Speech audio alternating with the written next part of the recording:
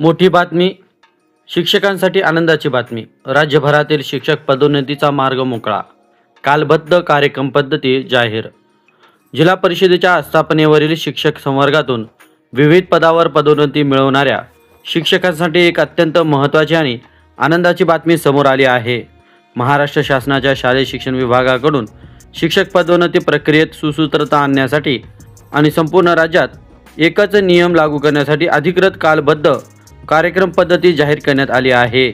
विवादित पत्र रद्द आणि जुन्या पदोन्नतींना संरक्षण.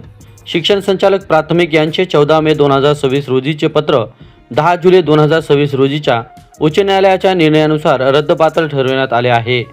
तसेच 10 जुलै 2026 पूर्वी ज्या जिल्हा परिषदामध्ये पदोन्नती प्रक्रिया पूर्ण होऊन आदेश निर्गमित झाले आहेत त्या सर्व पदोन्नत्यांना शासनाकडून कायदेशीर संरक्षण देण्यात आले आहे. सेवा ज्येष्ठतेचे रक्षण. 14 मे 2026 रोजीच्या पत्रामुळे जे पात्र शिक्षक पदोन्नतीपासून वंचित राहिले होते ते यानंतर पदोन्नत झाल्यास त्यांची संवर्गातील सेवा ज्येष्ठता ही निम्न संवर्गातील परस्पर ज्येष्ठतेच्या आधारे निश्चित केली जाईल. चालू वर्षाची 2026 सुधारित कालबद्ध कार्यपद्धती. ऑगस्ट 2026च्या पहिल्या आठवड्यात पदोन्नती समितीची बैठक घेतली जाईल. समितीच्या बैठकीच्या दिनांकास विचारक्षेत्रातील उमेदवारांचा सेवाकाळ आणि TET सह इतर अर्हता गृहीत धरल्या जातील. संपूर्ण पदोन्नतीची प्रक्रिया कोणत्याही परिस्थितीत 31 ऑगस्ट 2026 पर्यंत पूर्ण करून नियुक्ती आदेश दिले जातील. पुढील वर्षापासूनची 2027 ची नियमावली.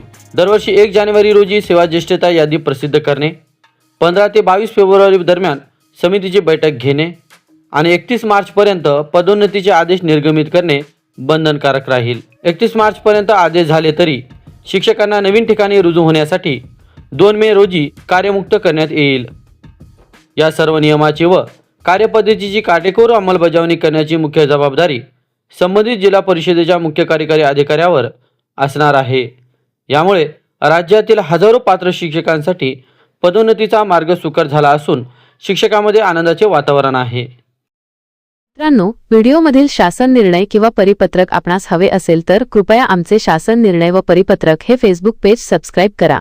त्यानंतर सबस्क्राईब केल्याचा स्क्रीनशॉट 7588152456 या क्रमांकावर व्हॉट्सॲप करा.